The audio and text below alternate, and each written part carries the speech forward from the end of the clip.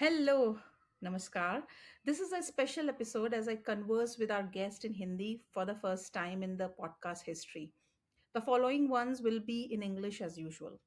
पर इस बातचीत को आप तक पहुंचाना कुछ तकनीकी दिक्कतों के कारण मुश्किल रहा। क्योंकि बातचीत बहुत दिलचस्प है, तो काफ़ी सोचने के बाद इसे आप तक लाएं यही सही लगा। कुछ अंतराल के लिए आप हमें देख नहीं सकेंगे पर आवाज़ भरपूर मिलेगी। आशा है ये हमारी कोशिश आप लोगों को पसंद आएगी। धन्यवाद।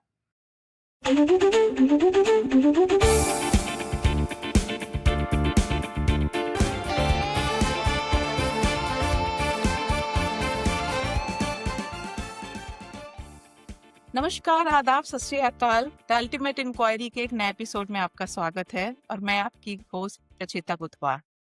आज के हमारे मेहमान बहुमुखी प्रतिभा के धनी हैं, यारों के यार हैं और बहुत कुछ हासिल करने के बाद भी जमीन से जुड़े हैं। अविनाश दास एक जाने माने लेखक और निर्देशक हैं, जिन्होंने फिल्मी दुनिया में दस्तक पत्रकारिता की गलियों से होकर दी। अविनाश जी, बहुत बहुत शुक्रिया हमारे साथ जुड़ने के लिए। थैंक यू बहुत बहुत धन्यवाद रुचिता जी। मुझे भी अच्छा लग रहा है। जब मैंने सोचा कि हम अपनी बातचीत की शुरुआत कहाँ से करें, तो बहुत सोचने के बाद ये लगा कि सब कुछ शब्दों का ही खेल है। तो क्यों ना आपसे पूछा जाए कि अभिव्यक्ति का कीड़ा या कहें इसकी पीड़ा पहली बार कब महसूस हुई? देखिए क्या है कि मुझे लगता है कि सब कुछ शब्दों का खेल से ज्यादा जो है वो जीवन का खेल होता है। बहुत सारे लोग आजकल बहुत सारे शब्दों में उलझा रहे हैं लोगों को, लेकिन जीवन अंततः बता देता है कि कौन क्या है, कैसा है, कितना गहरा है, कितना उथला है। तो हर आदमी खुद को एक्सप्रेस करना चाहता है किसी न किसी रूप में, किसी न किसी तरीके से। कोई साहित्य के रूप में कर रहा है अपने आप को एक्सप्लोर, कोई क्रिकेट के बल्लों के थ्रू कर रहा है, कोई किसी और विधा में कर रहा है।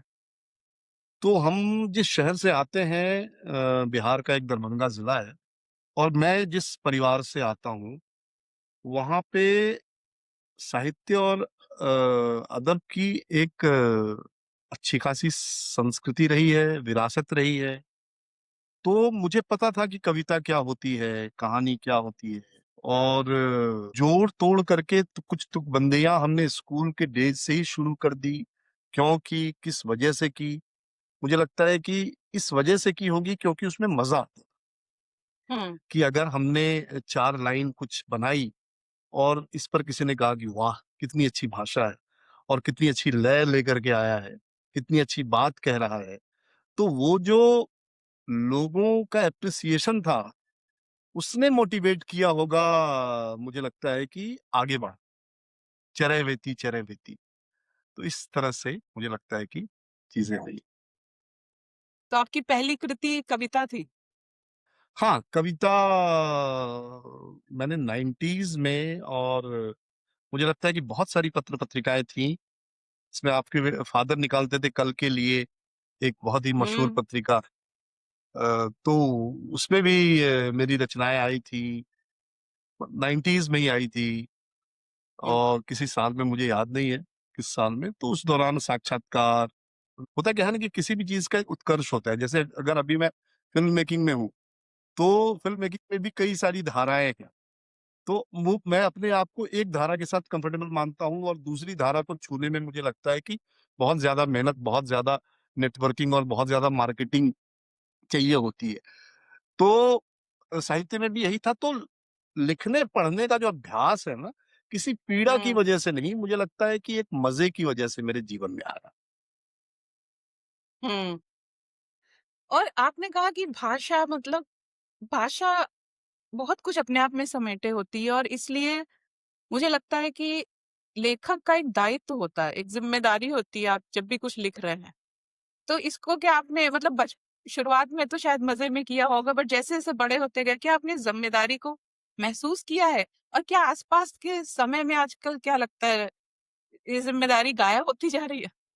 नहीं, दरअसल देखिए, सोहबत जो है ना, एक बड़ी कमाल की चीज है।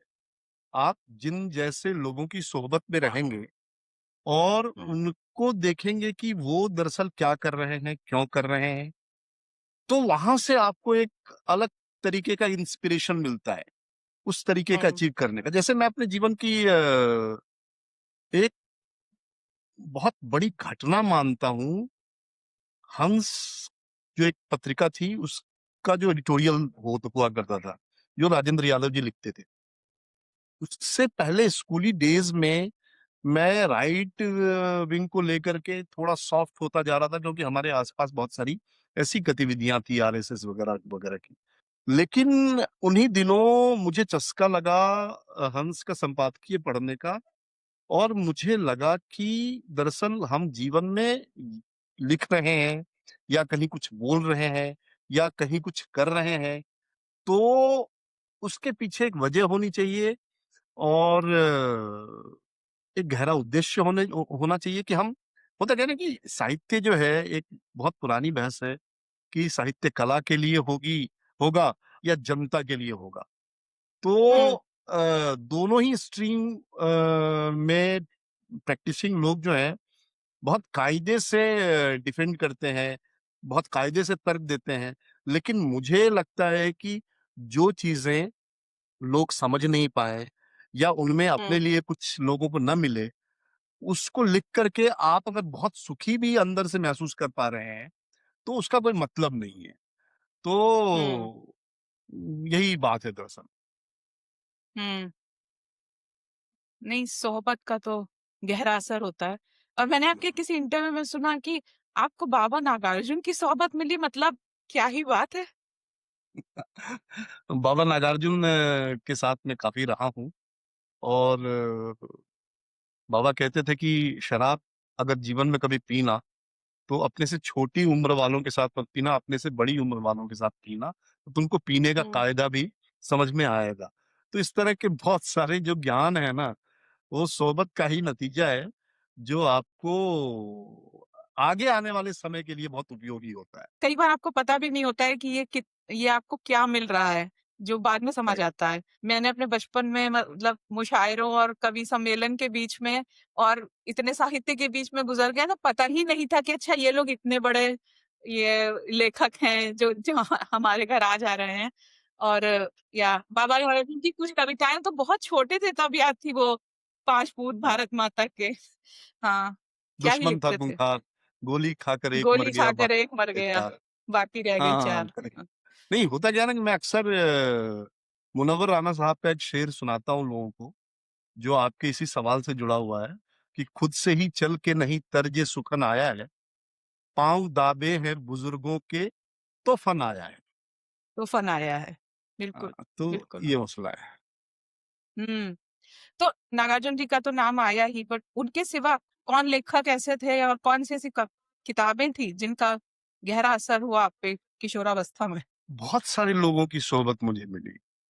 मुझे बाबा नागार्जुन की सोहबत मिली, पटना के बहुत सारे जो लेखक थे उस समय, अरुण कमल, आलोक धनवा, धर्मेंदु शिशिर, ऋषिकेश सुलभ, अवधेश प्रीत, फिर दिल्ली में राजेंद्र यादव और पंकज बिष्ट।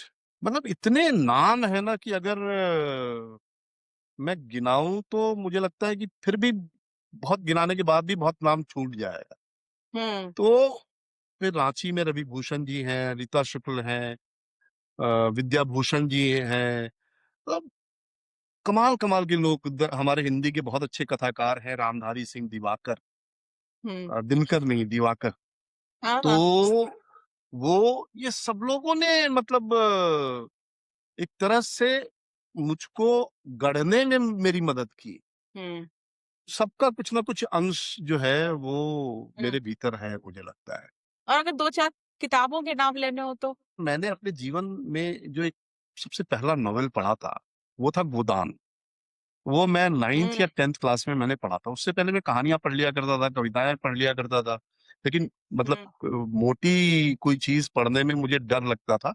उसको ब्रेक किया सबसे पहले गोदान ने, तो फिर उसके बाद दीवानगी की हद तक मैं उस लेखक के पीछे जो है, बहुत लंबे समय तक चला और एक-एक चीज़ पढ़ी। फिर हमारे इलाके हुँ। के बहुत बड़े साहित्यकार थे फणीश्वरनाथ रेणु, उनको मैंने पढ़ा। अरे वाह! फिर थोड़ा, हाँ, हाँ। फिर थोड़ा अपने मतलब संसार को खोलने के दरमियान मैंने विमल मित्र के बहुत सारे नॉवेल पढ़े उस समय। उस समय एक उपन्यास जो कि हम किशोरावस्था से युवावस्था की ओर जब जा रहे थे, उस समय एक किताब आई थी, जिसकी बड़ी धूम मची थी। अ, उस किताब ने मुझे बहुत ज़्यादा मुतासिर किया। एक तरह की नई महत्वाकांक्षा जो है, हमारे भीतर डाली उस किताब ने, उसका नाम था मुझे चाँद चाहिए, सुरेंद्र वर्मा का, अरे! है ना? याद है। चिलबिल की हाँ। कहानी। और फिर उन्हीं दिनों मैंने एक कहानी मतलब नॉवेल पढ़ा था, मनोहर श्याम जोशी का नॉवेल था कसब। तो मुझे लगता था कि मैं एक दिन डीडी बनूँगा। तो हालाँकि डीडी का अंत जो है बहुत सुखद नहीं है, लेकिन फिर भी उसका जो गलत नहीं था। ग्राफ है हाँ, आगे बढ़ने का, वो हाँ। बड़ा कमाल का ग्राफ हुँ, है। मतलब हुँ, इतनी किताबें हैं जीवन में, जैसे हालिया 10-15 सालों में मेरी पढ़ी हुई कुछ बेहतरीन किताबों में अगर मैं बताऊं आपको, तो अमितावा घोष ट्राइविस आइविस सीरीज है ना, आइविस हुँ, ट्रायोलॉजी की। शमशुर रहमान फारूकी साहब का कई चांद थे सरे आसमान। एक जमाने में तो गुनाहों का देवता ने भी मुझे बहुत रुलाया था। तो तरह तरह की किताबें हैं जिसने उम्र के अलग हाँ, अलग पड़ाव पर जो है मुझे सहारा दिया, मुझे समृद्ध हुँ, किया मुझे। हुँ। वो जो कहते हैं ना कि आपके अंदर जब कुछ बदल रहा होता है, उसी तरह का साहित्य भी मिल जाता है। आप वो सब कुछ हर तरफ से एब्ज़ॉर्ब कर रहे होते हैं अपने किशोरावस्था करेक्ट। के समय में और मुझे लगता है कि उस समय हम सबसे बड़ा स्पंज होते हैं। सबसे ज़्यादा आस-पास की चीज़ों को पी लेने का हाँ, जैसे कह आप लीजिए। सही हाँ। कह रही हैं। जैसे इतिहास विषय जो है, मुझे बहुत ज़्यादा कभी छूता नहीं था। ग्रेजुएशन की उम्र तक, या मतलब मुझे लगता है कि 15 साल 10-15 साल पहले तक। लेकिन उसके बाद मेरी रुचि इतिहास में बढ़नी शुरू हुई, तो फिर मैंने विलियम हुँ, डैलरम्पल और बहुत सारे लोगों को जो है हमने पढ़ा। इतिहास के अलावा सोशियोलॉजी और बाकी विषय में, मतलब हैरारी की किताबों की दुनिया जो है आपको आपके अभिरुचियों के हिसाब से जो है वो मिलती रहती है। आपने सही कहा। हुँ। बिल्कुल। तो आपको क्या लगता है ऐसा कि जो हम अपने अंदर समेटते जाते हैं दुनिया से लेकर के, फिर धीरे-धीरे वही हमसे रिश्ता जाता है हमारे काम में, हमारी अभिव्यक्तियों में? तो क्या आपने जो हम दुनिया से लेंगे वही हम किसी तरह दुनिया को देंगे। आपकी जो किरदार हैं, कोई ऐसा किरदार है जो अविनाश दास के सबसे करीब हो? नहीं, देखिए क्या है कि मौलिकता जो है मुझे लगता है कि एक भ्रम है। दुनिया हुँ, जो है, ये सभ्यता, दुनिया तो खैर बहुत बड़ी चीज़ है। अगर कुछ हज़ार सालों या कुछ लाख सालों की ये सभ्यता है, इसमें कितने अरब मनुष्य आए गए, बहुत सारे लोगों ने बहुत तरह की बातें की। जब कागज़ नहीं था, पत्ते थे, पत्तों से पहले कुछ और रहा होगा। तो हर बार जब हम कुछ कह रहे होते हैं, उसमें अतीत का सारा हिस्सा जो है, वो हमारे ज़रिए निचोड़ पाता है ना? हुँ, और हम उसको कहते हैं। हमको लगता है कि हम पहली बार कह रहे हैं, ये कुछ नया है, जबकि ऐसा होता नहीं है ना? हुँ, चूँकि हर हुँ, मनुष्य की अपनी एक भाषा है। जैसे मैं किसी और तरीके से बोलता हूँ, हिंदी आप किसी और तरीके से बोलती होंगी। आपकी हिंदी में बहुत सारे अलग तरह के शब्द होंगे, मेरी हिंदी में बहुत अलग तरह के शब्द होंगे, है ना? बात एक ही कहने के बावजूद जो है, हम अलग-अलग तरह से कहते हैं, क्योंकि हमारे आपके बीच जो है वो, अगर आप हिंदुस्तान की बात करें, तो कुछ 100 किलोमीटर का रहा होगा, या अगर आप अभी की बात करें तो कई हज़ार किलोमीटर का है। तो चीज़ें जो है वो आपको भूगोल के हिसाब से भी समृद्ध करती हैं, भाषाई लेवल पे, और आपके तजुर्बे के हिसाब से भी आपको समृद्ध करती है, बनाती है। तो हुँ, ये तो है। दरअसल क्या है कि मेरे भीतर, या मुझे मतलब किसी किरदार ने अगर बहुत अधिक मुतासिर किया है, तो हिस्टोरिकल फिगर की बात मैं नहीं करूँ, तो मुझे लगता है कि जहाँ ज़्यादा संघर्ष है, क्योंकि हम लोग जो यहाँ तक पहुँचे हैं, जहाँ तक भी पहुँचे हैं, वो बहुत सारी यात्राओं के बाद पहुँचे, बहुत तरह के काम करते हुए पहुँचे। हुँ, हमने विधिवत पढ़ाई नहीं की, हमने सिनेमा की विधिवत ट्रेनिंग नहीं ली। बस हम इसलिए यहाँ पहुँच पाए क्योंकि हम बेचैन बहुत थे। हमको लगता था कि भई कुछ नया करना है, बस बहुत हो हुँ, गया। यहाँ पे हम बहुत ज़्यादा अपने आप को बँधा हुआ पाते हैं, कुछ कर नहीं पा रहे हैं, तो फिर इसको ब्रेक करके कुछ नई चीज़ करनी है। तो जिन किरदारों में जिस नॉवेल के किरदारों में मुझे लगता है कि संघर्ष के लेयर्स बहुत ज़्यादा हैं, उससे मैं बहुत मुतासिर होता हूँ। जैसे मैंने अभी आपको एक नॉवेल का नाम लिया, कई चाँद थे सरे आसमान। वज़ीर ख़ानम का जो किरदार है, ये भी हुँ, बड़ी कमाल की बात है कि मेरी फ़िल्मों की जो प्रोटैगनिस्ट होते हैं, वो आमतौर पे महिलाएँ होती हैं और हुँ, फ़िक्शन में भी और जैसे अगर आप सी ऑफ पॉपीज़ की बात करें, तो मुझे दीति का हाँ, किरदार बहुत पसंद है। तो मुझे स्त्रियाँ पसंद हैं और स्त्रियों के किरदार से मैं बहुत अपने आप को नज़दीक पाता हूँ। हुँ, क्यों मेरे भीतर भी एक स्त्री है मुझे लगता है। बिल्कुल, बिल्कुल। हर आदमी में रहते हैं 10-20 आदमी। आदमी में स्त्रियों, स्त्रियों में आदमी भी रहते हैं। हाँ। एक चीज़ बहुत दिलचस्प लग रही है कि आप स्त्रियों के किरदारों से बहुत अपने को करीबी पाते हैं। उसके बहुत कारण हो सकते हैं। अब सबकी अंदरूनी संरचना अलग होती है। पर आपने जो भी नाम लिए लेखकों के, उनमें ज़्यादातर मर्द ही थे। तो क्या ये मर्द के लेंस से देखी हुई स्त्रियाँ हैं या स्त्रियों की खुद भोगी हुई ज़िंदगी को भी आपने करीबी से पढ़ा है? अ, आपने बहुत अच्छा सवाल किया है और मुझे लगता है कि इस मामले में मैं थोड़ा कमज़ोर पायदान पे खड़ा हूँ, क्योंकि बहुत ज़्यादा स्त्री लेखन ने मुझे मुतासिर मतलब हिंदी में तो उस तरीके से नहीं किया है, या हो सकता है कि मैंने नहीं पढ़ा हो उनको। मुझे विसाऊ शिम्बोर्स्का एक कवयित्री हैं, हुँ, उनकी चीज़ें बहुत पसंद रही हैं।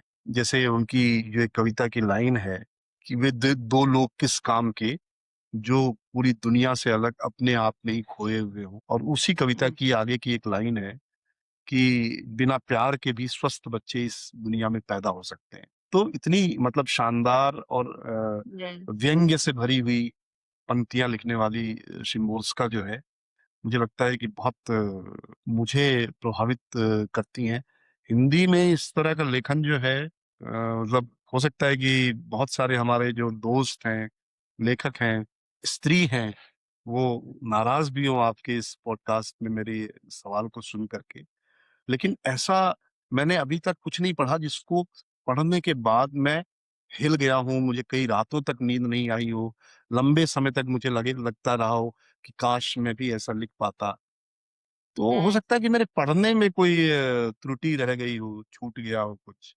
लेकिन ये सवाल नहीं, वाजिब कई है बार और होता है कि आप हाँ, वो चीज़ें आपके सामने नहीं आई। नहीं, मेरा इरादा बिल्कुल आपको कोने नहीं, में नहीं, नहीं, लेने का नहीं, नहीं था। नहीं, नहीं, आपने बहुत बट सही हस्तक्षेप किया है और मैं चेक करूँगा इसको। क्योंकि इससे ना एक और सवाल उठता है जिसे कहते हैं ना प्रतिनिधित्व का। सिनेमा में भी देखें तो कौन लोग हैं जो किरदार लिख रहे हैं? अभी भी ज़्यादातर मर्द ही लिख रहे हैं। मतलब चाहे राइट, वो एक गे आदमी का किरदार हो, चाहे वो एक यू नो संघर्ष करती महिला का हो। मतलब ये मतलब ये एक चीज़ है जो कि अभी भी उसमें परिवर्तन की बहुत-बहुत गुंजाइश है और मुझे लगता है वो प्रतिनिधित्व की जो संघर्ष है महिलाओं के लिए वो हर जगह जारी है, जारी। और मैंने इसलिए इसको इंगित किया, मैं अपने पापा को भी करती रहती हूँ रह-रह के, कि मतलब जो लोग मेरे हिसाब से जिनकी मैं बहुत इज़्ज़त करती हूँ और लगेगा कि नहीं ये तो मतलब हर तरह से प्रोग्रेसिव लोग हैं, उनको भी इसको सोचने की अभी भी ज़रूरत बाकी है। तो ये प्रीच करने का बिल्कुल वो नहीं था, पर मैं अपनी तरफ से ये नहीं, हस्तक्षेप नहीं, नहीं, आप करती हूँ सही जहाँ कह भी रही हैं। न सिर्फ़ स्त्रियाँ, बल्कि दलित एक बड़ी तादाद बिल्कुल, में हैं जिनकी बिल्कुल, राइटिंग बिल्कुल, को बिल्कुल। इस तरीके से हमने हालाँकि दलित साहित्य बहुत पढ़ा है। मतलब आप सही दया पवार अछूत है, फिर हुँ, किशोर शांताबाई काले का एक नॉवेल है, छोरा कुल्हाटी का और हुँ, अक्कर माती एक बड़ा कमाल का नॉवेल है, हमारे हिंदी में ओम प्रकाश वाल्मीकि और मतलब कमाल के लेखक हुए दलितों में। सिनेमा में जो है, उस हाँ, तरीके से रिप्रेजेंटेशन जो है, वो उसकी तादाद नहीं बढ़ रही है और नहीं बढ़ रही है तो उसका कंटेंट भी वैसा नहीं हो पा रहा है ना? हालाँकि हाल बिल्कुल के नहीं। दिनों में बहुत सारी स्त्री निर्देशिकाएँ जो हैं, वो आई हैं सिनेमा में और बड़ा बड़ा खूबसूरत कंटेंट लेकर के आई हैं। है ना? उसमें नहीं, मतलब अगर स्त्री आप देखिए तो, हाँ, अगर आप देखिए तो जो वो कौन सी फिल्म है, नाम ही मुझे नहीं याद आएगा, दीपिका पादुकोण अमिताभ बच्चन की, वो जो माँ हाँ, बेटी पीकू, पिता की पीकू, मूवी थी। पीकू, पीकू, अब वो जूही पीड़ित चतुर्वेदी सरकार ही की वो, हाँ, जूही चतुर्वेदी ने लिखा है, राइट? जूही वैसे चतुर्वेदी नीरज ने लिखा है। ध्यावन ही पसान बना सकते हैं, कोई और नहीं करेक्ट, बना करेक्ट, सकता। करेक्ट। वो दलित कम्युनिटी से आते हैं और सजग रहते हैं। नीरज गेवन तो हमारे दोस्त भी हैं और हम्म। बड़े मतलब सहज सरल सुलझे हुए इंसान है वो। तो ऐसे हम्म। ऐसे लोगों की तादाद बढ़नी चाहिए। जी। चलिए एक थोड़ा कोई और एंगल लेते हैं। मतलब आपने कहा ना कि बेचैनी रहती है अंदर, और वो एक तरीके से आपका ड्राइविंग फोर्स है। तो उम्र बढ़ने के साथ कुछ बेचैनी कम हुई है, या वो वैसी की वैसी है? नहीं, नहीं, नहीं, नहीं, नहीं, होता क्या है ना कि बेचैनियों का जो है वो उम्र से कोई रिश्ता नहीं होता, हम्म। है ना? जैसे मैं पिछले 10 सालों से मुंबई में हूँ और फ़िल्में बना रहा हूँ और इन 10 सालों में मुझे लगता है कि यार मैंने जो फ़िल्में बनाई हैं या मैंने जो सीरीज़ बनाई हैं, उसमें पूरी तरीके से जो है वो मैं अपनी कहानियों को ला पाया हूँ कि नहीं, या जो मैं कहना चाहता हूँ, वो कह पा रहा हूँ कि नहीं। तो मुझे लगता है कि मतलब 2% भी नहीं है ना? इसी तरीके से हम्म। जब मैं मीडिया में काम कर रहा था, लंबा समय मैंने मीडिया में गुज़ारा है, तो मुझे लगता था कि भई जो पत्रकारिता होनी चाहिए, वो हो नहीं रही है। अखबार में भी मैंने बहुत वक़्त दिया, टेलीविज़न मीडिया में भी बहुत वक़्त दिया, लेकिन मुझे लगता था कि नहीं, ये सब कुछ अधूरा-अधूरा है। तो इस संपूर्णता में कैसे कोई चीज़ हमको मिलेगी, उस वजह से मैं सिनेमा की तरफ भागा।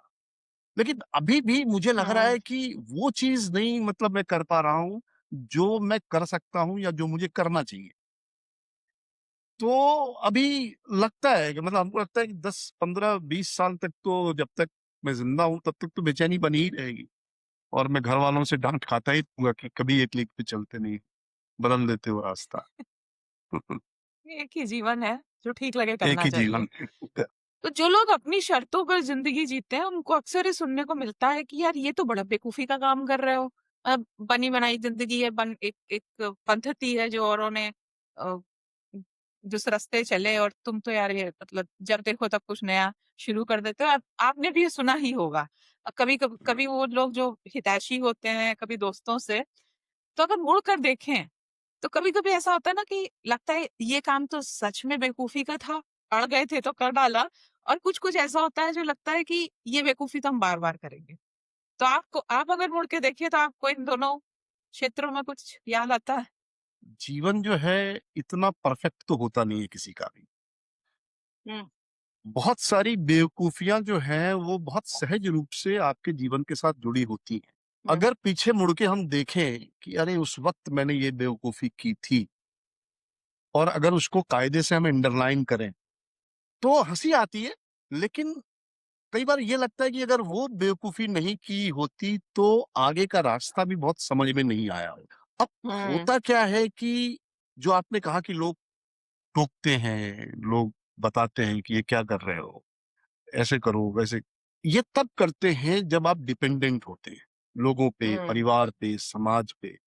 जब आप एक आज़ाद जीवन जीना शुरू करते हैं और किसी से कुछ माँगते नहीं हैं, तो फिर हम्म। टोकने वाले जो हैं वो धीरे-धीरे रिड्यूस होते चले जाते हैं, कम होते चले कम हो जाते जाता हैं। अब बहुत है। छोटा-सा उदाहरण है हम्म। कि अगर आप प्रेम विवाह करेंगे, तो आपको फिर अपने तरीके से जीवन जीना होगा, है ना? आपको अपने पैरों पे खड़ा होना पड़ेगा।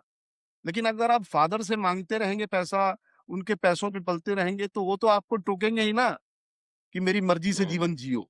तो हम्म। बेसिकली अपनी मर्ज़ी से जीवन जीने के लिए अपनी ज़रूरतें कम करनी होंगी, या अगर बहुत ज़्यादा ज़रूरतें हैं, तो उतना ज़्यादा संसाधन जुटाना पड़ेगा अपने दम पे। तो फिर हम्म। अपनी बेवकूफ़ियाँ भी आपको बहुत सही लगेंगी और अपना काम भी आपको गर्व करने लायक लगेगा। ये मसला है। कहीं ना कहीं इसमें, इसके पीछे एक साहस की जरूरत होती है। मतलब वो चाहिए ही चाहिए। अगर वो साहस नहीं है गलतियां करने का, और अपनी गलती को ओन करने का, मतलब गलत किया तो कोई बात नहीं, सीख लिया और आगे बढ़ गए। नहीं, देखिए क्या है कि हाँ, डॉक्टर चंद्रप्रकाश द्विवेदी हैं। एक बहुत अच्छे डायरेक्टर हैं, आप जानती होंगी, पिंजर जैसी फ़िल्म उन्होंने बनाई। वो हमारे बहुत अच्छे दोस्त हाँ, हैं। तो वो हँसी-हँसी में ही एक बड़ी कमाल की बात कहते हैं कि निर्देशक का जन्म ही अपमानित होने के लिए हुआ है। तो लेकिन मैं इसको थोड़ा और विस्तार देता हूँ कि ये साहस की बात नहीं होती है बेसिकली।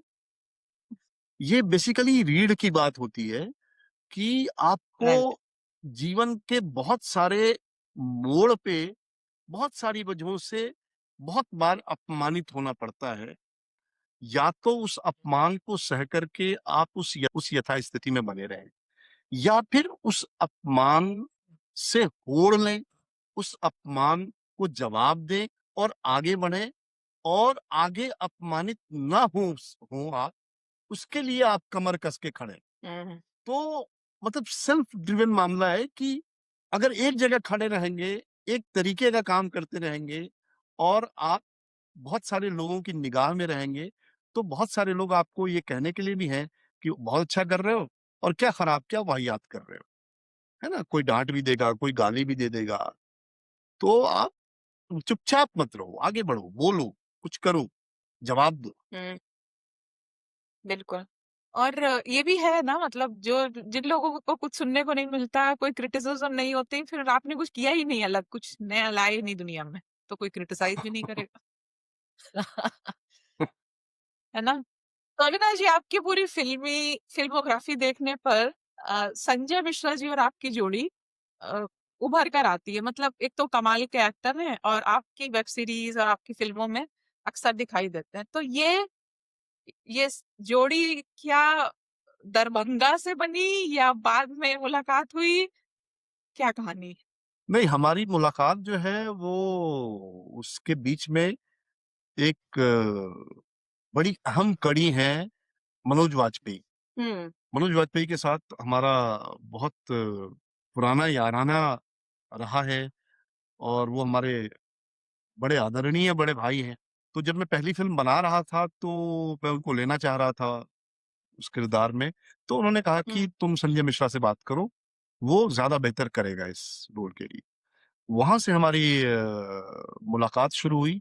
संजय मिश्रा हमारे शहर के हैं, मतलब दरभंगा के हैं, लेकिन दरभंगा में बहुत ज़्यादा रहे नहीं, दिल्ली और पटना में रहे, मुंबई में रहे, और वो मलंग स्वभाव के आदमी हैं। वो इतने सरल हृदय हैं, और चूँकि इंसान भी हैं, तो छोटी-छोटी बात पे दुखी हो जाना और हाँ, छोटी-छोटी बात पे खुश हो जाना। किसी ने आपके बारे में उनको कुछ कह दिया, तो वो नाराज़ हो जाएँगे।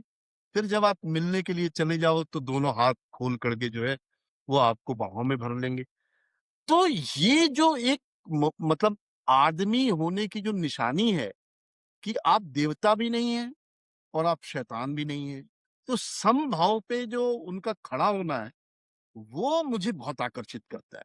तो कभी-कभी जब मैं बड़ा उदास होता हूँ, तो मैं उनको फ़ोन करता हूँ कि कहाँ हैं आप? तो मैं मिलना चाहता हूँ, तो मैं चला जाता हूँ, मिलता हूँ, बहुत सारी कहानियाँ सुनाता हूँ, बहुत सारे आइडियाज़ शेयर करता हूँ। वो भी अपने बहुत सारे आइडियाज़ शेयर करते हैं। हालाँकि उन आइडियाज़ का कुछ नहीं होता, लेकिन मतलब मैं उनको मतलब वो जो होता है ना आपके जीवन का जो एक खालीपन है ना, हुँ, ऐसे लोग भरते। तो मैं मतलब उनको कह देता हूँ कि बहुत दिन से तुम्हें देखा नहीं है, ये आँखों के लिए हुँ। अच्छा नहीं है। हाँ, तो हाँ, हाँ। देख लेते हैं एक-दूसरे को जा कर के। नहीं होते, वो कुछ दोस्त, वो कुछ लोग हाँ, ज़िंदगी में होते हैं जिनका बस होना बहुत होता है। करेक्ट। और वो क्या कमाल के अभिनेता है, मतलब उनकी पिक्चर जो आँखों देखी है, वो हमने कुछ नहीं तो 4 बार देखी होगी। मतलब बहुत खूबसूरत, अच्छा, वो बहुत कमाल की खूबसूरत। प्रतिभा ऐसी है उनकी कि वो डायलॉग्स याद नहीं करते। हुँ, वो स्क्रिप्ट पढ़ते नहीं हैं, वो सुनते हैं। हुँ, उस सुनने के दरमियान जो है, जैसे मैं आपको एक कहानी सुनाऊँ, तो आप सुनेंगी कि मैं क्या कह रहा हूँ। हुँ, अब आप अगर संजय मिश्रा होती और मैं आपको कहानी सुना रहा होता, तो आपके मन में आपकी भी कहानी उसमें रेंगनी शुरू हो जाती पैरेलल सुनाने के दरमियान।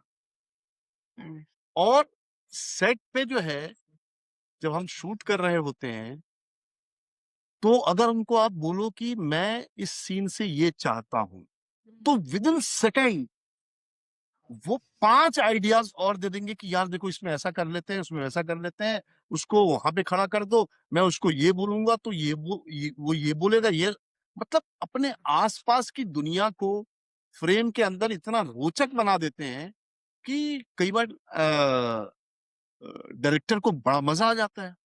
लेकिन बहुत हम्म, सारे खूंखार डायरेक्टर भी होते होंगे जो कहते होंगे, मतलब अपनी कहानी को लेकर के थोड़े हम्म, पजेसिव लोग, कि यार हमारी कहानी को अपने तरीके से जो है वो हम्म, डिजाइन कर रहे हैं ये। लेकिन मैं मानता हूँ कि वो इन्हांस करते हैं, है ना? अगर राइट, आप आपकी कहानी का सुर अगर बदल रहे हो, तो आप उनको रोक दीजिए, वो मान ले, है हम्म, ना? कि नहीं नहीं भैया, ये जो है ना, इससे जो हम कहानी में बात करना चाहते हैं वो डाइवर्ट हो जाएगा। तो हाँ हाँ ठीक बोल रहे हो।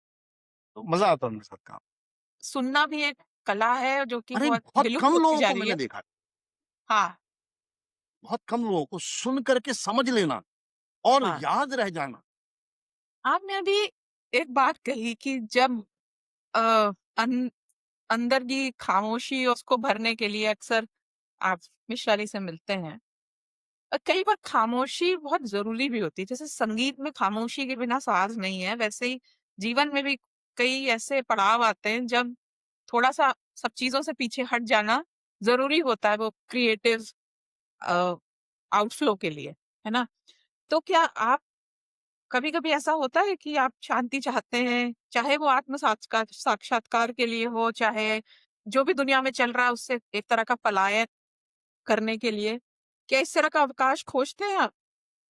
ये सब कुछ आपकी आदतों पे निर्भर करता है। हर आदमी शांति ढूंढता है, अपने आप को कुछ देर तक खामोश रखना चाहता है, लेकिन बहुत सारी चीजें हैं और उन चीजों की आदतें हैं जिसकी वजह से आदमी हम्म, शांत नहीं रह पाता है। मैं पिछले कुछ सालों से एक बड़ी दुविधा से गुजर रहा हूँ कि यार मैं 1 घंटे कुछ नहीं करना चाहता हूँ, तब भी उसमें कुछ ना कुछ कर रहा होता हूँ। जैसे कार्ड्स खेल रहा होता हूँ लैपटॉप पे, हम्म, या मोबाइल पे रील्स देख रहा होता हूँ, या फिर कोई फिल्म देख रहा होता हूँ, या हम्म, मतलब मुझे समझ में नहीं आता है कि मैं शांति तो चाहता हूँ लेकिन शांत रहता नहीं। मैं पहाड़ पे जाना चाहता तो हूँ, लेकिन 3 दिनों के बाद फिर लौट आना चाहता हूँ। तो हम लोग शहरों की भीड़ में, हम लोग संघर्षों में पले बढ़े आगे, मतलब प्रैक्टिस करते हुए लोग हैं। तो हमारे लिए वो लग्जरी जो है वो मतलब थोड़ा मुश्किल है ना? हमारी आदत में वो शुमार नहीं, है ना? हम चलते फिरते कुछ सोच लेना चाहते हैं, हम बैठ करके एकांत में जाकर के कुछ सोचना नहीं चाहते, है ना? जैसे अभी अभी आपके साथ बात करते हुए बहुत सारी बातें मेरे ज़हन में आ रही हैं और मैं उनको कह रहा हूँ। अगर मैं बैठ जाऊँ 1 हम्म, घंटा तो मुझे लगेगा कि मेरा जीवन निरर्थक है और मैं कुछ सोच ही नहीं पा रहा हूँ। कुछ दिमाग में चीज़ें ही नहीं आ रही। नहीं, सही कह रहे हैं, ये बहुत कुछ कई बार हम आदतों के ही गुलाम बन जाते हैं। बिल्कुल।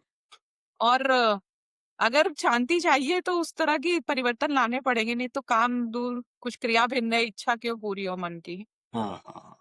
अ, और क्योंकि हमने शोर और तेजी और इसकी बात की, मैं अब थोड़ा अपनी बातचीत को हम लोगों से बाहर के समाज और आजकल क्या घट रहा है इसकी ओर थोड़ा ले जाना चाहेंगे कि इतना कुछ है। आपने रील्स की बात की, मतलब हमको हर तरफ से सिर्फ कुछ ना कुछ कुछ ना कुछ कुछ ना कुछ कुछ ना कुछ परोसा जा रहा है, मतलब इतनी गति है।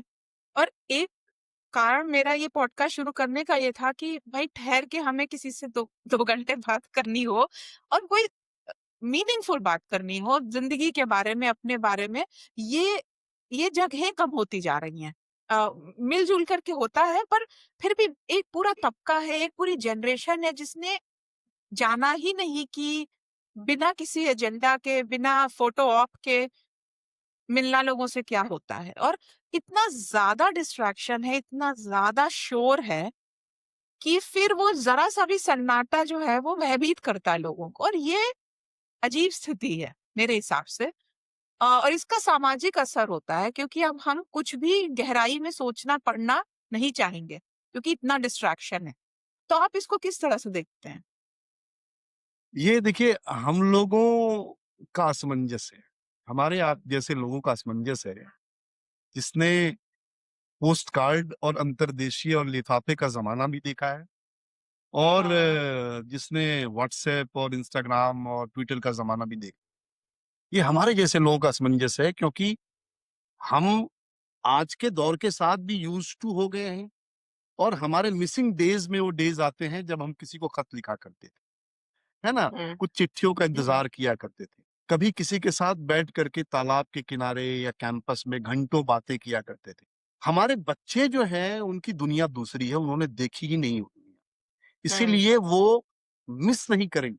उनके जीवन में यही उनका न्यू नॉर्मल है ना? हर नई पीढ़ी जो है वो अपने तरीके से जीवन की इस पूरी रफ्तार के साथ, जैसी भी रफ्तार उसके समय में रही हो, उसके साथ यूज टू हो जाते हैं, है ना?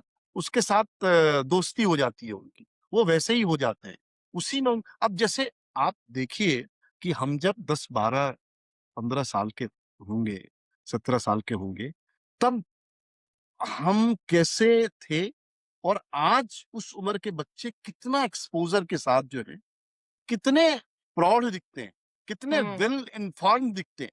तो ये इस दौर की ताकत थी, हमारे दौर की कुछ और ताकत थी। तो ये जो जीवन का बदलाव है बाहरी तत्वों की वजह से, इसकी वजह से सब कुछ का व्याकरण बदलेगा, साहित्य का व्याकरण बदलेगा, पेंटिंग का व्याकरण बदलेगा, सिनेमा का व्याकरण बदलेगा, संगीत और नृत्य का व्याकरण बदलेगा। तो मैं इस और सवाल रिश्तों को का भी व्याकरण बदलेगा। करेक्ट, रिश्तों का भी अब मतलब बहुत कमाल की बात आप कह रही है, रिश्तों का व्याकरण बदलेगा। मुझे लगता है कि मतलब हम जैसे लोग जो है ना, वो बहुत मुश्किल दौर में पैदा हो गए, उस दौर में पैदा नहीं होना।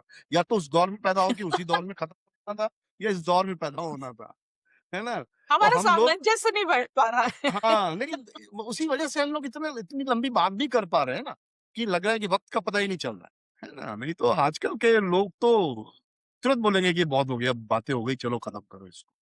हाँ, नहीं, एक चीज और भी है, मुझे लगता है कि हर जनरेशन की अपनी परेशानियां होती हैं, और वो उन उसको वही सबसे बड़ी लगती हैं, और फिर वो किसी और जनरेशन की कोई और होती है। मतलब अगर आप हमारी जनरेशन को देखिए, तो फिर भी हम कुछ संसाधनों और कुछ चीजों के साथ बड़े हुए, जो हमसे पहले वालों ने उसके लिए भी बहुत संघर्ष किया है। हमारी नेक्स्ट जनरेशन, और वही जैसे कहते हैं ना कि जो आपको फायदा दे रहा है वो अपने साथ साथ कुछ और भी लेके आएगा। मतलब एक इंसान था जो कि बड़ी अच्छी बात कह गया हमसे एक बार, कि everything comes in a package. और बड़ी गूढ़ बात है कि जो भी चीज आती है वो अपने साथ सब कुछ लेकर के आती है। और आपने सही कहा, ये शायद हमारी जनरेशन की ज्यादा असमंजसता है, क्योंकि हमने वो समय भी देखा है जिसका नॉस्टैल्जिया शायद रह रह करके हाँ, जो है वो हाँ, आता रहता है, और ये समय में भी जी रहे हैं, और इसकी भी जो अच्छाइयां हैं वो ले रहे हैं। मतलब हमारा हम बात हाँ, इसीलिए कर पा रहे हैं क्योंकि ये हाँ, टेक्नोलॉजी इतनी आगे बढ़ गई। हाँ, करेक्ट, बिल्कुल। ये बिल्कुल। 1983 या 82 में, हाँ। 84 में शायद, पता नहीं वो कौन सा साल था, हम्म। कि मैं दरभंगा के एक घर में किराए पर मेरा पूरा परिवार रहता था। तो जो मकान मालिक थे, वो एक कैमरा लेकर के आए थे। तो मकान मालिक अमेरिका से आए थे, और होली का दिन था, और उन्होंने तस्वीर ली थी, और उस तस्वीर पे तुरंत फोटो निकल के आ गया था, है ना? बहुत सारे लोग। तो उस समय आप सोच नहीं सकते थे इस बात को, कि अभी तस्वीर खींची भी नहीं और उसमें से तस्वीर निकल भी गई। और कई सारे लोगों ने उस समय कल्पना की होगी कि एक दिन ऐसा भी आएगा जब अमेरिका में बैठा हुआ आदमी हिंदुस्तान में बैठे हुए आदमी से आमने सामने देख करके रूबरू होगा। तो ये दिन आ गया। तो ऐसे ही होता है। हम जो सोचते हैं आगे वाले कर लेते कर लेते हैं। और फिर आगे वालों की जो अपनी जैसे हमें अक्सर लगता है यही कि इतना शोर है और इतनी गति है, और तो ऑफ कोर्स जितना हमसे पिछली जनरेशन ने मेंटल हेल्थ के बारे में कुछ ज़्यादा सोचा ही नहीं होगा, आगे वाली जनरेशन उसके साथ सबसे बड़ा स्ट्रगल ही यही है कि कंसंट्रेशन नहीं है, मतलब फोकस नहीं हो पाता है। सो हर जनरेशन की अपनी अपनी परेशानियाँ और वो उसके साथ डील कर लेते हैं। ठीक कहा। तो दोस्तों से मिलने के सिवा मतलब आपने पहले ही बताया कि जब ज़्यादा परेशान होता हूँ मैं मिश्रा जी के पास चला जाता हूँ। तो वो तो मतलब बहुत सारे दोस्त हैं हमेशा मेरे। के लिए बहुत हाँ, हुँ। मतलब दोस्तों से मिल बैठना तो मतलब आप लकी हैं, आस-पास अगर जाके किसी से मिल लेना तो बात ही अलग होती है। पर उसके सिवा क्या कोई और भी चीज़ है, चाहे वो कुछ भी और जो जो करते हैं आप जब बहुत व्यथित हो जाते हैं और जब दूसरे इंसान को भी देखने की इच्छा ना हो, क्या करते हैं? खाना बनाता हूँ, मैं अच्छा? बढ़िया-बढ़िया हाँ, हाँ, मतलब मटन लाता हूँ, मटन की अलग-अलग रेसिपी बनाता हूँ। आजकल तो मैं वेज भी बहुत बनाने लगा हूँ बहुत कुछ। फिर मैं लखनऊ से कुछ साल पहले कबाब की रेसिपी लेके आ गया था टुंडे के यहाँ से, तो अब मैं कबाब भी हुँ, बनाता हूँ। किताबें मुझे पढ़ने का बहुत शौक है, तो मैं किताबें बहुत पढ़ता हूँ। फिर बिंज वॉचर हूँ मैं, मतलब अच्छा। बहुत तरह की सीरीज़ हाँ, बहुत सीरीज़ देखना अभी जैसे लॉकडाउन में कुछ ईरानी सीरीज़ जो है मैंने हुँ, मतलब 10-10 दिन लगातार देखी। है ना? मैं केवल खाना खाने के लिए स्टॉप कर रहा हूँ उसको और बाकी दैनिक क्रियाओं के लिए स्टॉप कर रहा हूँ। है ना? सोता भी कम था। तो ये सारा कुछ मेरे जीवन में है कि मैं बहुत देर तक उदास नहीं रह पाता। हुँ, अ, वो है उदासी आती है वो है ना वो इनकी लाइन उदासी बाल खोले सो रही है, नासिर काज़मी की लाइन तो वो तो सोती ही रहती है, लेकिन हमको उसको जगाना पड़ा उसको और देर तक जो है वो हटा के रखना पड़ता है अपने चेहरे के ऊपर से। हुँ। ये बहुत ही अमेज़िंग बात है कि हम ईरानी सिनेमा की बात लाने वाले थे और आपने ईरानी वेब सीरीज़ और सिनेमा की बात खुद छेड़ दी, कि पिछले कुछ सालों में ये जो ओटीटी ने हमें हमारे लिए दरवाज़े खोल दिए हैं वर्ल्ड सिनेमा के, इतना अद्भुत काम हुआ है और उसके बाद में मेरे लिए एक थोड़े मैं मानती हूँ कि ठीक है सेंसिबिलिटीज़ हैं शायद ठीक-ठाक, जिसके कारण फिर अब हम बहुत सारी हिंदी की बनी हुई जो अ, कृतियाँ हैं, वो नहीं निकल पा रहे हैं। क्योंकि ईरानी सिनेमा को आप देखिए, मतलब क्या सिनेमेटोग्राफी है, क्या सेंसिबिलिटी है, कई टर्किश सिनेमा देख लीजिए, जापानीज़ देख लीजिए, मतलब वो हर जगह इनफैक्ट आयरिश भी कुछ-कुछ बहुत अमेज़िंग काम है। तो एक तरीके से वो जैसे कहते हैं ना कि ग्लोबलाइज़ेशन अलग तरीके से हुआ था 90s में, ये जो अभी पिछले 8-10 सालों में जो ये सिनेमा की दुनिया सारी हिंदुस्तानी लोगों के लिए खुली ओटीटी की वजह से, उसकी वजह से इतना कुछ अच्छा देखने को मिला कि फिर वापस बॉलीवुड में जाकर के कुछ अच्छा देख पाना। थ्री ऑफ अस मुझे बहुत पसंद आई रीसेंट सिनेमा में, बहुत ही अच्छी लगी। पर ऐसी बहुत कम पिक्चरें बन रही हैं। मतलब मैं बहुत ही जैसे कहते हैं ना कि ऑनेस्ट दर्शक की राय बताना ही हूँ। तो उस ये जद्दोजहद है बिकॉज़ इतना आसान नहीं रह गया है कि आप कुछ भी खटाखट मसाला मिलाइए और लोगों तक दे दीजिए और वो निगल लेंगे क्योंकि नहीं निगलेंगे, है ना? आप जैसे दर्शकों की बात नहीं कर रहे हैं पर वो जो खूब बन-बन के निकल रहा है। तो क्या लगता है आपको कि ये एक टर्निंग पॉइंट है क्या? मतलब हिंदुस्तानी सिनेमा के लिए क्योंकि ना निर्देशकों की कमी है, ना अच्छे कलाकारों की कमी है, पर कहीं न कहीं हम वर्ल्ड लेवल का सिनेमा नहीं बना रहे हैं। देखिए, मैं आपकी बात से 200% अगर कोई कुछ होता है तो मैं उतना सहमत हूँ। और हमको बात करनी चाहिए कि ऐसा क्यों है ना? ग्लोबलाइज़ेशन जब मतलब इंडिया में शुरू हुआ था मतलब पूरी दुनिया में ही और इंडिया ने उसके लिए दरवाज़े खोले थे। हुँ, तो उसके बाद बहुत अच्छे फ़िल्म मेकर्स आए और उन्होंने बहुत कमाल की फ़िल्में बनाई, है ना? हुँ, 2000 के आस-पास तो ऐसे बहुत सारे लोग 2010 से पहले तक हमको अनुराग कश्यप मिल चुके थे, हमको सुभाष कपूर मिल चुके थे, दिवाकर बनर्जी मिल चुके थे। मतलब एक पूरी फ़हरिस्त है अच्छे फ़िल्म मेकर्स की जो हमको मिल चुके थे। अब हुआ क्या कि उसके बाद हिंदी फ़िल्म इंडस्ट्री में कॉर्पोरेट ने कब्ज़ा कर लिया और हुँ, ये इसकी वजह से हुआ ये कि इंडिविजुअल प्रोड्यूसर्स जो थे, वो धीरे-धीरे सिकुड़ते चले गए और पूरे खेल से बाहर होते चले गए। हुँ, फिर आ गया आपको ओटीटी, ये कोविड के आस-पास आया, कोविड में काफ़ी पॉपुलर हुआ और वो भी उसका भी अपना एक स्ट्रक्चर है।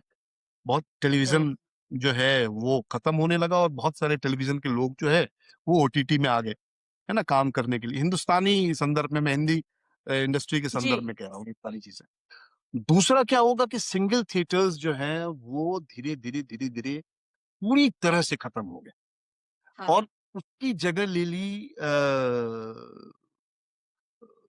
बड़ी स्क्रीन्स ने, मल्टीप्लेक्सेस ने ले ली, मॉल्स में जो आप फ़िल्म देखने जाते हैं। आप सोचिए कि 250-300 से कम में आप सिनेमा देख ही नहीं सकते। और भी ज़्यादा तो मतलब हाँ, एक्सटॉर्शन मतलब हो एक गया है। बात मैं कह रहा हूँ कि आप वीकडेज़ में आप अ, वो 500-600 तो वीकेंड में होता ही है। वीकडेज़ में अगर आप देखना चाहें सिनेमा, तो बहुत सारी फ़िल्में तो वीकेंड में ही आके चली जाती हैं, हाँ? कुछ अलग तरह की फ़िल्में। वो इंतज़ार भी नहीं करती कि वीकडे में थोड़ा कम पैसा में हमको टिकट मिले तो हम देख पाएँ। हुँ, तो अब होता क्या है कि जो बाहर के लोग आके फ़िल्में बना रहे थे, उनके लिए रिस्क फैक्टर बहुत ज़्यादा हो गया, कि पैसा वापिस कैसे आएगा? हुँ, तो इस वजह से जो हम स्ट्रगल करते थे, अपनी कहानियाँ सुना करके लोगों को आकर्षित करते थे इन्वेस्टर्स को बाहर के, अब हम उनको नहीं कर पा रहे। अब हम कॉर्पोरेट तक पहुँचते हैं। कॉर्पोरेट जो है वो स्टार ड्रिवन सिनेमा को ज़्यादा तरजीह देता है। यानी आप स्टार हुँ, लेकर के आओ। कहानी जो है वो दूर की कौड़ी है। अगर आपके पास अक्षय कुमार है, आपके पास शाहरुख खान है, तो कैसी भी कहानी चलेगी। है, तो कहानी स्टार नहीं है, व्यक्ति स्टार है। तो पूरा कॉर्पोरेट इस तर्जो सुखन पे चलता है। तो हुँ, ओटीटी जो है क्या है कि अब मान लो जैसे पंचायत चल गई, ग्रामीण कथानक वाली सीरीज़, तो अब हर ओटीटी जो है, वो उस तरह का कंटेंट जो है, वो डिमांड कर रहा है। तो ये जो लकीर का फ़कीर होने का जो पूरा मसला है, वो हुँ, ओटीटी में पूरी तरह उसका रंग चढ़ा हुआ है। आप देखिए हिंदुस्तान में सिनेमा को देखेंगे तो साउथ इंडियन सिनेमा जो है, वो हुँ, अभी हिंदी सिनेमा से काफ़ी आगे है, हर तरह से हाँ, आगे है। बिल्कुल, बिज़नेस भी बिल्कुल। बहुत उसी तरीके से कर रहा है वो सिनेमा और कंटेंट भी अलग-अलग तरह की। वहाँ भी बहुत वर्सेटाइल मामला है। तो हिंदी सिनेमा बहुत भयानक संक्रमण काल से गुज़र रहा है। बहुत सारे फ़िल्म मेकर्स पिछले 5-6 सालों से बहुत कुछ बनाना चाहने के बावजूद नहीं बना पा रहे हैं। करण जौहर ने हुँ, अभी जैसे धड़क जैसी फ़िल्म बनाई या फिर होम बाउंड जैसी फ़िल्म बनाई, तो उसकी वजह ये है कि वहाँ एक सुलझा हुआ आदमी गया और उसने करण जौहर को बोला कि यार आप बड़े स्टार के साथ फ़िल्में बनाते ही हो, मेनस्ट्रीम सब्जेक्ट लेकर के आते ही हो, कुछ अलग तरह के सब्जेक्ट को भी हमको कंसीडर करना चाहिए। तो सोमेन मिश्रा की बात मैं कर रहा हूँ, जी, है ना? तो ये पहले मतलब लिखते पढ़ते रहे हैं सिनेमा पे और अब सिनेमा में प्रोड्यूसर की हैसियत में आ गए हैं। तो ऐसे इंडिविजुअल एफर्ट की वजह से कहीं-कहीं कुछ जुगनू जो है वो टिमटिमाते हुए हमको मिल जा रहे हैं, लेकिन हुँ। रोशनी तो गायब है। रोशनी तो हिंदी सिनेमा से कंटेंट की रोशनी पूरी तरह से गायब है और पता नहीं ये अंधेरा कब छंटे। मुझे कोई आइडिया नहीं है। हम सब संघर्ष कर रहे हैं। हाँ, और मज़े की बात ये है कि दर्शक की तरह देखिए, तो हमें कोई दिक्कत नहीं है, क्योंकि वो अगर कोई मलयालम पिक्चर बहुत अच्छी बनी है, वो हिंदी में हमको या अंग्रेज़ी में हाँ, डब या हाँ। सबटाइटल के साथ भी हम देख लेंगे। तो वही हम ईरानी सिनेमा देख लेंगे, हम कोरियन ड्रामा देख नहीं, वही वही बात है ना कि ग्लोबलाइज़ेशन का मतलब हम समझ नहीं पाए। ग्लोबलाइज़ेशन का क्या मतलब है? कि ग्लोबलाइज़ेशन का मतलब है कि आप जितना ज़्यादा लोकल होंगे, उतने ज़्यादा ग्लोबल होंगे, है ना? हर बिल्कुल, जगह चाउमीन आप खा रहे हैं, हर जगह आप जो है वो मोमोज़ खा रहे हैं। अब पंजाबी हुँ, का जो खाने का तरीका है, वो अब दरभंगा में भी मिल रहा है, सब जगह मिल रहा है ना? हुँ, वो आप लोकल चीज़ों को आप ग्लोबलाइज़ करिए ना, उन्होंने तो कर दिया। उन्होंने अपना खाना कर दिया, उन्होंने अपना सिनेमा कर दिया, उन्होंने अपना म्यूज़िक कर दिया, आप कर नहीं पा रहे हो, आप उनकी नकल कर रहे हो। बिल्कुल। पर मज़े की बात ये है कि अगर फिगर्स देखी जाए या फीडबैक देखा जाए, है ना? तो वो भी ये कहता है कि ये चलता है। मतलब आपने एग्ज़ाम्पल लिया अभी हमने इसकी बात की, पंचायत की। तो पंचायत में एक मौलिकता थी, एक एक गाँव की कहानी थी जो कि बहुत से शहरी लोगों ने कभी उस गाँव की उस तरह का पंचायत या हैंडपंप में लोगों को नहाते कपड़े धोते नहीं देखा होगा। और क्योंकि वो बहुत मतलब बड़ी सिंपलिसिटी के साथ में, ऑनेस्टी के साथ में सामने लाई गई, इसलिए उसको लोगों ने स्वीकारा। हुँ, मतलब बहुत सी ऐसी चीज़ें बन रही हैं, अब उसकी नकल में वो बात नहीं है, वो बात अलग है। और पर बिल्कुल। इसकी मैं कहना ये चाह रही थी कि इसका भी मार्केट है। मतलब हाँ, बिल्कुल। अगर ये इसमें समीकरण बैठाए जाएँ, तो चाहे वो संगीत हो, मतलब कोक स्टूडियो कितना ज़्यादा सक्सेसफुल है। बिल्कुल, बिल्कुल, बिल्कुल। कमाल का संगीत बन रहा है और उसमें फ़ोक है, उसमें सूफ़ी है, उसमें हुँ, बिल्कुल भी नहीं है कि हम हर समय रॉक एंड रोल ही और जैज़ ही बजाएँगे।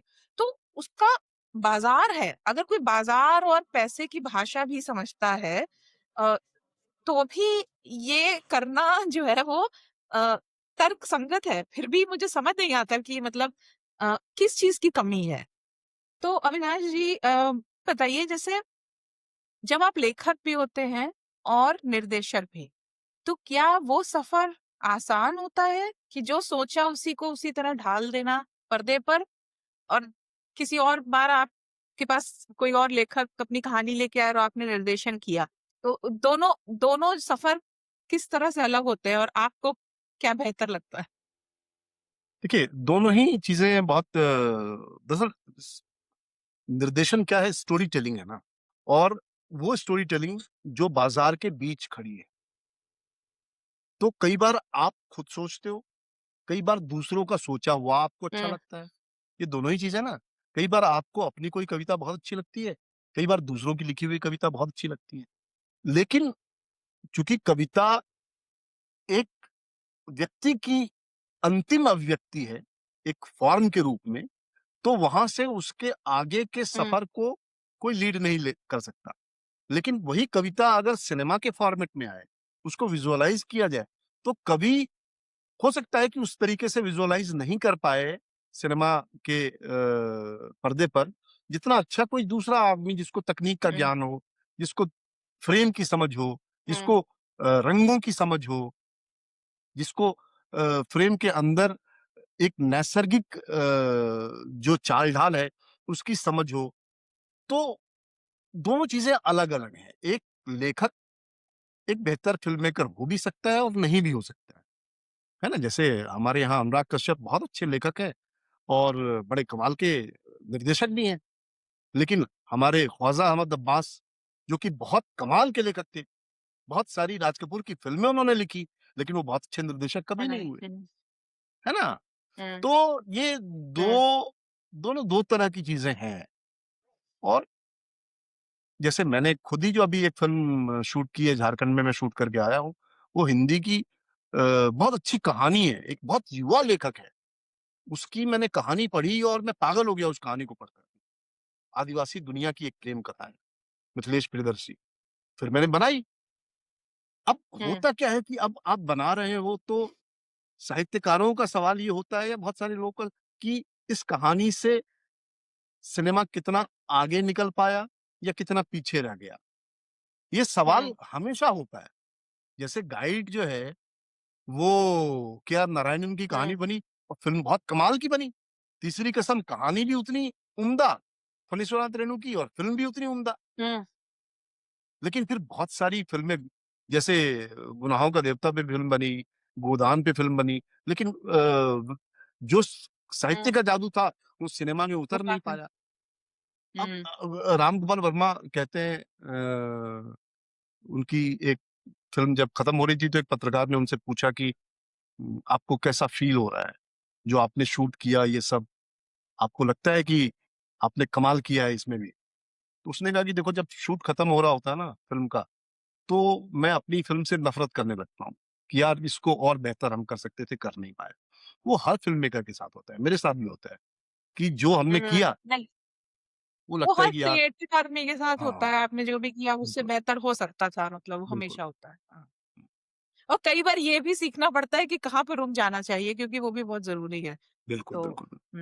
नहीं, पर मेरा सवाल ये था कि जब आप अपनी लिखते हैं, आपने कुछ चीज़ों का जवाब दे दिया, पर जैसे आप खुद लिख करके जब बनाते हैं, तो उसमें कुछ ज़्यादा सैटिस्फैक्शन मिलता है? ऐसा कुछ होता है, या फिर सिर्फ़ ये 2 अलग फ्लेवर है कि खुद सोची, खुद बना दी, और कई बार अच्छी कहानी कहीं और से मिली और फिर वो भी बना दी? नहीं, सैटिस्फैक्शन तो एक अच्छी कहानी के मिल जाने पे और उसकी फ़िल्म बन जाने पे होता है ना? वो अगर आपने कोई हुँ, कहानी लिखी और जैसे हुँ, मैंने अनारकली और पारा लिखी थी, तो मुझे आखिर आखिर तक लग रहा था कि यार मैं कोई बहुत मंझा हुआ पटकथाकार तो हूँ नहीं, कहानीकार हूँ नहीं। मैंने लिख ली, कुछ हुँ, लोगों को पसंद आ गई, कुछ लोगों ने पैसे लगा दिए, कुछ लोग काम करने के लिए तैयार हो गए, उन्होंने काम किया, फ़िल्म बन गई। फ़िल्म बनने के बाद जो लोगों का एप्रिसिएशन मिला, वो आपको एक तरह से अलग तरीके का सैटिस्फैक्शन देता है और एक आत्मविश्वास देता है कि अच्छा, आप भी लिख सकते हो। हुँ, आप भी अपने लिखे हुए पर बना सकते हो कुछ, है ना? तो कई बार ये होता है, कई बार हुँ, दूसरों की कोई पटकथा आती है सामने लिखा हुआ, लगता है कि यार ऐसा तो हम नहीं लिख पाए। ये तो कमाल ही कर दिया बंदे ने। हाँ, और कई बार होता क्या है हाँ, कि बहुत सारी पटकथा आती है, बहुत अच्छी लगती है, लेकिन आप सीन को जो है ना, अपने तरीके से रिकंस्ट्रक्ट करना चाहते हो। तो मुझे लगता है कि हर डायरेक्टर जो है, उसके पास जो पटकथा आती है, दूसरों की लिखी हुई भी, वो राइटर के साथ बैठ करके, मिल करके उसको रिकंस्ट्रक्ट करता ही करता है। तो सिनेमा का लिखित लेखक भले ही कोई और हो, एक लेखक हुँ, निर्देशक भी होता ही है। हुँ।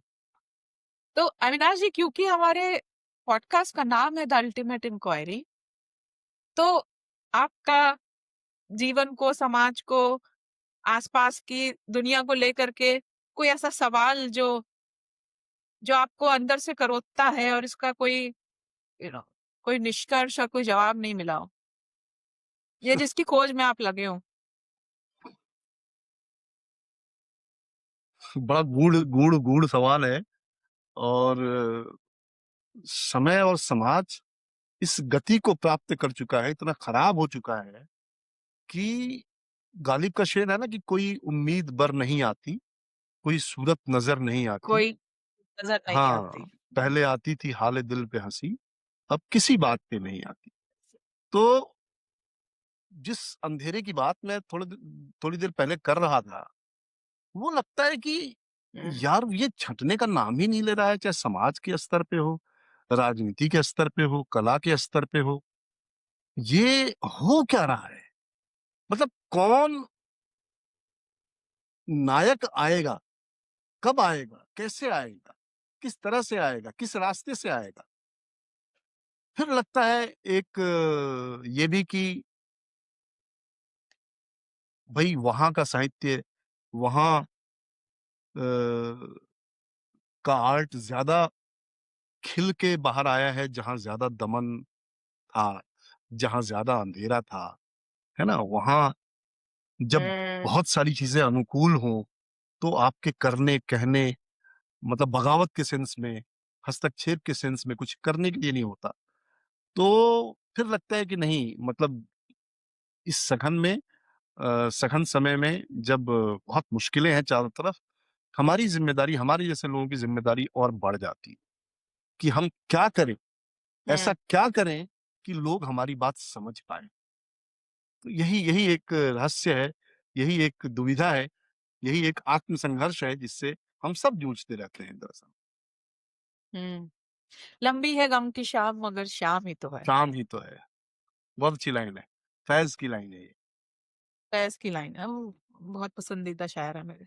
हाँ, हाँ, हाँ। और अविनाश जी, तो क्यों ना शुरुआत हमने कविता से की थी, कविता की बातों से की थी, तो क्यों ना अंत भी हम किसी शेर या कविता से करें। कुछ कुछ कहना चाहेंगे चलते चलते?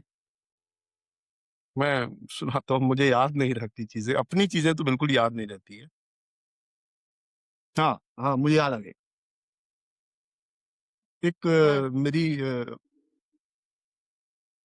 मेरी गजल की कुछ लाइनें हैं कि सूखे हुए सपने कभी सींचे नहीं गए, हम बात से अपनी कभी पीछे नहीं गए, मिलते रहे थे वाह! पेड़ की जिस छांव के तले,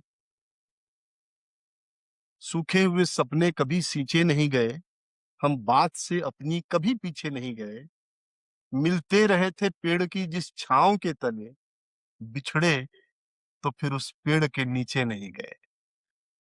तो ये क्या 4 बात लाइन है! मुझे याद आ रही है अपनी, मैंने सुना बहुत खूबसूरत, उम्दा। दिया। बहुत-बहुत शुक्रिया अविनाश जी, समय निकालने के थैंक यू, लिए, थैंक यू, थैंक यू, हमसे थैंक यू। बातचीत करने के लिए। बहुत मज़ा मजा आया, मजा आया। मुझे और उम्मीद नहीं थी कि इतनी सुंदर बातचीत हो पाएगी। बहुत दिनों के बाद मैं इस तरीके से मैंने किसी से बात की है, इस सब तरह से, क्योंकि बहुत चमकीली चमकीली बातचीत होती रहती है तरह तरह से, जिससे हुँ, रैपिड रैपिड फायर होता है ना, वैसी बातचीत होती रहती है। हुँ। लेकिन इतना लंबा वक्त, इतना लंबा स्पेस दिया आपने अपनी बात कहने का, तो आपका ज्यादा शुक्रगुजार रहना चाहिए मुझे। अरे नहीं, बहुत शुक्रिया और आशा है कभी आमने-सामने बैठकर भी मुलाकात होगी और बातचीत आइए होगी। आइए, हिंदुस्तान आइए, कभी भी हम लोग खाएंगे पियेंगे, मैं बनाऊंगा आपके लिए कुछ बढ़िया बढ़िया, खिलाऊंगा आपको। बिल बिल्कुल, बिल्कुल, बिल्कुल।